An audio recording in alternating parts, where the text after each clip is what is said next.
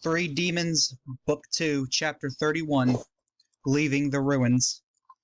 As the battle finally concluded, Asuka, Yanel, and Cleo immediately went to heal their allies, specifically Rhea and Randy, who had taken the most severe blows. Their healing magic flowed through their hands, slowly soothing their wounds.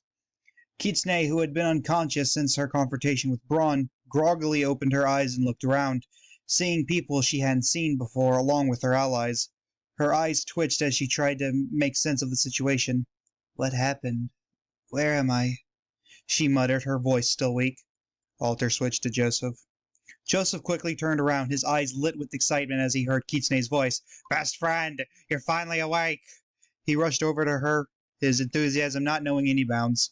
Kitsune, mostly annoyed by Joseph's energetic response as soon as she woke up, jabbed him in the gut. "Stop bothering me, idiot," she grumbled. Joseph, holding onto his abdomen in pain, smiled through it. "Missed you too, buddy."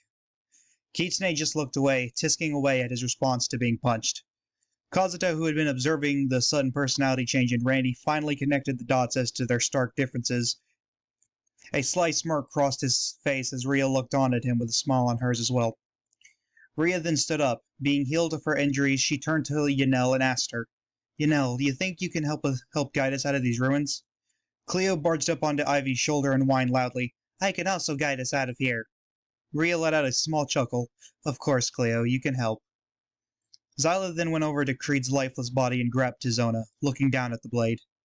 "We might have gotten this fragment, but we lost one in exchange. It feels like we take 2 steps back for every step forward," Ivy solemnly told Zyla as she gritted her teeth.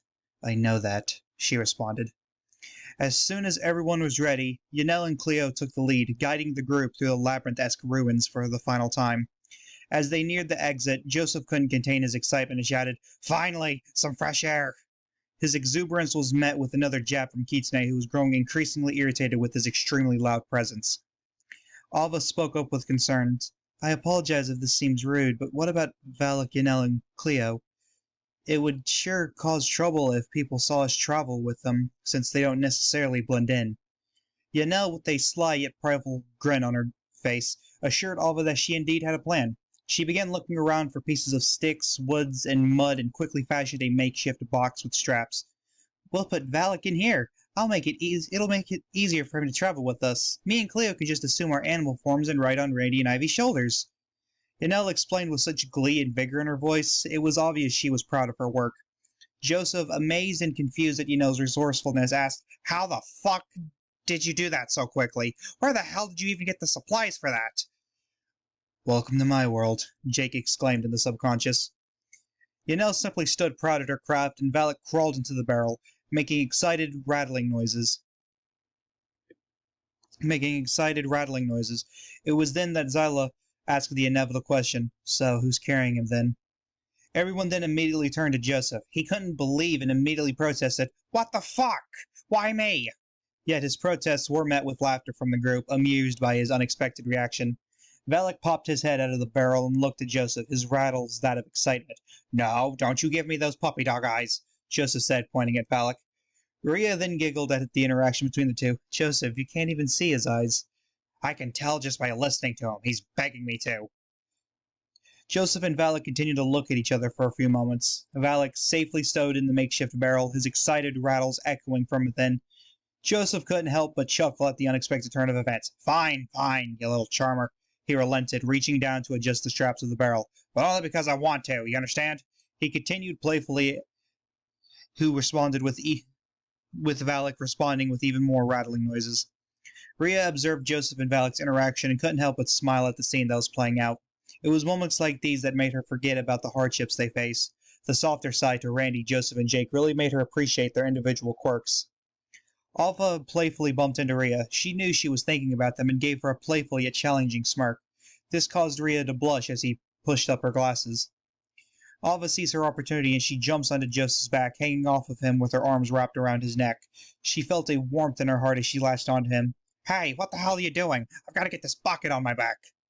"Oh, but I want to be carried too, Randy dear," Alva flirtatiously told Joseph despite him being dense as a brick. "I can't carry both you and the bucket, Alva," Joseph told Alva as he struggled to get her off of him. "Here I thought you could do anything," Jake mocked Joseph as it made him irritated. Oscar ran over to Joseph and Alva. Alva, please get off of him. This is no time to play around. Alva chuckled softly as she hopped off of Joseph's back. She looked at Oscar with a playful smile. Fine, you win. This time, she says as she walks back over to Ria as Oscar looked at her with her cheeks puffed out. Kitsune looked on at the girls flirting with Joseph and sighed. I can't imagine what they see in him.